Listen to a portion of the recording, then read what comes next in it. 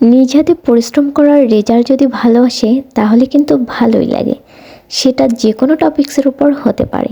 So আমিও সেইভাবে একটু পরিশ্রম করে কিছু গাছ লাগিয়েছিলাম, আর সেই গাছগুলো থেকে আমি প্রত্যেক দিন কিছু না কিছু সবজি খেতে পারি। এটা কিন্তু আমার কাছে খুবই ভালো লাগার একটা বিষয়। তবে অনেকে বলবে গাছ লাগানো এটা আবার এমন কি পরিশ্রম। তবে হ্যাঁ, শহরে যারা থাকেন তাদের হাতের নাগালে খুব সহজেই ভালো মাটি পাওয়া যায় না, আর সেই ভালো মাটি খুঁজে ছাদের উপর তুলে মাটিটা প্রসেসিং করে গাছ লাগানো আর সেই গাছ থেকে সবজি খাওয়াটা বেশ কষ্টদায়ক বটে আমার কাছে। আর ঠিক আমিও তাই একইভাবে মাটিটা প্রসেসিং করে কিছু সবজি গাছ লাগিয়েছিলাম। সো সেই সবজি গাছ থেকে আজকে কিছু সবজি তুলব।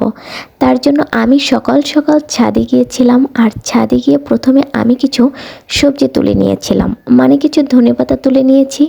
অনেক দিন হয়েছে আমি ধনেপাতা তুলিনি, পাতাতে একদম ভরে গেছে। আর আমি একটা একটা করে এরকম করে সুন্দর করে কিছু পাতা তুলে নিয়েছিলাম। এইভাবে করে আমি দুইটা ঝুড়ি থেকে কিছু পাতা তুলে নিয়েছিলাম। পাতাগুলো কিন্তু অনেক সুন্দর হয়েছিল, আর পাতাগুলোতে এত বেশি ঘ্রাণ ছিল, মাশাল্লাহ মাশাল্লাহ, অনেক ভালো লাগছিল। এই ধনেপাতাগুলোকে আমাদের গ্রামের দিকে বিলাতি ধনেপাতা বলে, জানি না আপনারা কি বলেন। তারপর সুন্দর করে মাটিগুলো একটু আলগা করে তারপরে আমি পানি দিয়ে দিলাম, আর সবজিগুলো নিয়ে নিচে চলে আসলাম। মানে আমার এই ধনেপাতাগুলোতে বেশ সপ্তাহখানেক চলে যাবে, কারণ অনেক সময় সব কিছু বাজার করা হলেও ধনেপাতার কথা কিন্তু আমার মনেই থাকে না, বলতেও মনে থাকে না, আমার নিজের নিয়ে আসতেও মনে থাকে না। তাই বাসা বাড়িতে যদি এরকম ধনেপাতা থাকে তাহলে একটু প্যারামুক্ত থাকা যায়। কারণ আমি এই সিজনে, বিশেষ করে শীতের সময়ে ধনেপাতা ছাড়া তরকারি খাই না বললেই চলে, কারণ আমি প্রত্যেকটা তরকারির মধ্যে ধনেপাতা দিয়ে রান্না করি।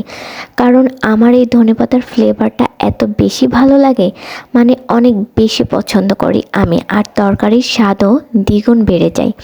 তাই আপনারাও এরকম ট্রাই করবেন ছোট ছোট টবে এরকম ছোট ছোট কিছু গাছ লাগানোর, এতে করে আপনাদের নিজেদের কাছে অনেক বেশি ভালো লাগবে। সো দেখা হবে নেক্সট কোনো ব্লগে। সবাই ভালো থাকবেন, সুস্থ থাকবেন, আল্লাহ হাফেজ।